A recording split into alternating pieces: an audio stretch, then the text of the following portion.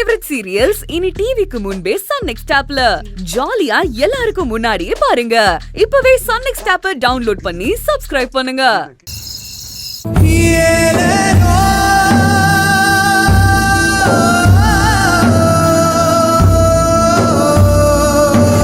ஒரு family photo மட்டும் எடுத்துட்டா நான் கிளம்பிடுவேன் சார். அப்புறம் என்ன, எல்லாரும் சேர்ந்து போட்டோ எடுத்துக்கலாம். எங்க குடும்ப போட்டோல அப்பாவோட மூத்த தாரத்து பொண்ணு எதுக்குன்னு கேக்குறேன்.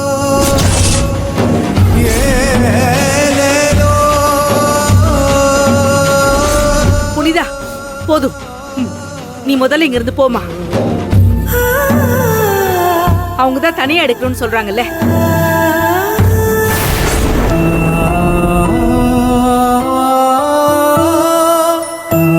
புனிதா, இன்னும் நீங்க தூங்கலையா? தூக்கம் வரல கபிலன். ஆமா, நீங்க எங்க போயிருந்தீங்க?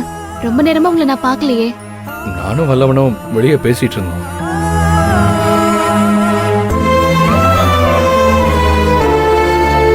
என்னாச்சு புனிதா, எதுக்கு அப்படி பாக்குறீங்க? இல்ல, நீங்களும் வல்லவன் மாமாவும் அப்படி என்ன பேசிட்டு இருந்தீங்க? சார், நான் இப்ப கேட்டதுக்கு பதில் சொல்லாம ஏன் என்னையே பாத்துட்டு இருக்கீங்க? இன்னைக்கு என்னென்னமோ நடந்துருச்சு புனிதா.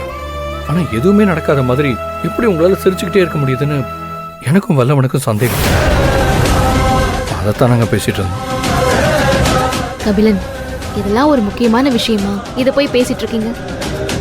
போதும் புனிதா, எல்லா நேரமும் ரொம்ப மெச்சூர்டா இருக்காதீங்க. அது உங்களுக்கு தான் வலியை தரும். எல்லாரையும் நீங்க புரிஞ்சுக்கிட்டு அமைதியா இருக்கணும்னு நினைக்கிறீங்க. ஆனா இது எல்லாரும் சாதகமா எடுத்துக்கிட்டு உங்களை தான் காயப்படுத்துறாங்க. அது உங்களுக்கு தெரிஞ்சும் ஏன் இப்படி இருக்கீங்க? எவ்வளவு பெரிய அரண்மனையா இருந்தாலும் மனசுக்கு பிடிச்சிருந்தா மட்டும்தான் அது வீடா மாறும். இல்லைன்னா அது வெறும் ஜெயில் தான். முதல் தடவை இந்த வீடு எனக்கு ஜெயில் மாதிரியும் நீங்க ஏதோ தண்டனை கைதி மாதிரியும் தெரியுறீங்க. உங்க அம்மா கூட இப்படி மாறுவாங்கன்னு நான் நினைச்சு பார்க்கல புனிதா. கபிலன், அம்மா எதையும் தெரிஞ்சலாம் இது தெரிஞ்சு செய்யலன்னு சொல்ல வரீங்களா? இன்னைக்கு நடந்த எல்லாத்தையும் நானும் வேடிக்கை பார்த்துட்டு தான் இருந்தேன். ஆனா ஒண்ணு புனிதா, இந்த வீட்டுல உங்களை தவிர எல்லாருமே அவங்களுக்கு என்னென்ன தேவையோ அதுல ரொம்ப தெளிவா இருக்காங்க. உங்க அம்மாவையும் சேர்த்து தான் சொல்றேன். அம்மா பாவம் கபிலன். இதோ இப்ப கூட நம்ம ரூமுக்கு வந்தாங்க. அவங்க சொல்றதுக்கு அவ்வளவு இருக்கு. ஆனா பாவம் அவங்களால எதுவுமே சொல்ல முடியல. என்னை விட அவங்க நிலைமை தான் ரொம்ப பாவம் கபிலன். என்னால அவங்கள புரிஞ்சுக்க முடியுது.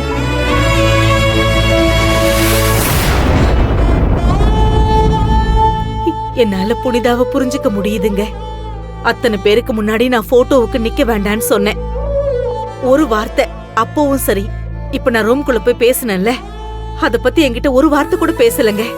எப்பவும் என்கிட்ட சாதாரணமா பேசுவாள்ல, அந்த மாதிரியே பேசினா. ஆனா அவளோட மனசு என்ன பாடுபடும்னு எனக்கு நல்லா புரியுதுங்க. பாவங்க.